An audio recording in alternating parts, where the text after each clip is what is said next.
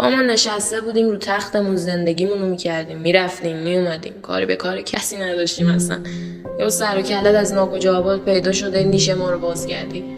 یه گفتیم نه، از هم صحبتیش لذت بردیم، لابد علاقه که کشف نیست همینجوری پیش بیاد.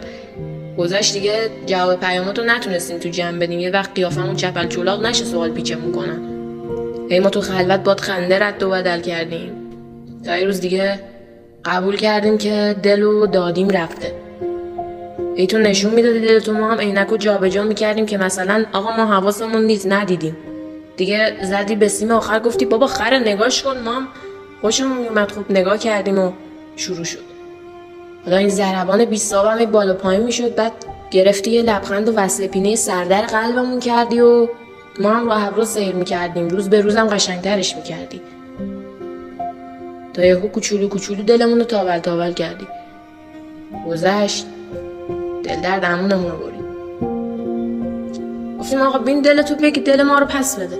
حالا درسته ما دستامون رو نشستیم رد دلتون نره، ولی شما که نباید میفهمیدی. پس این دوتا گیس کوچولوی بالا چشو خم دادیم، یخچاله تو گلومون هم زدیم تو برق، بهت گفتیم خدافظ.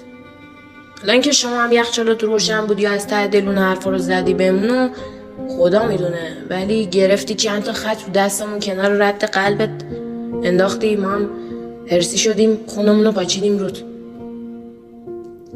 خلاصه که ما دلمون شما رو خیلی میخواد، ولی شما نشنو. حالا تشم واسه عادی جلوه دادنش باید بگیم ببخشید.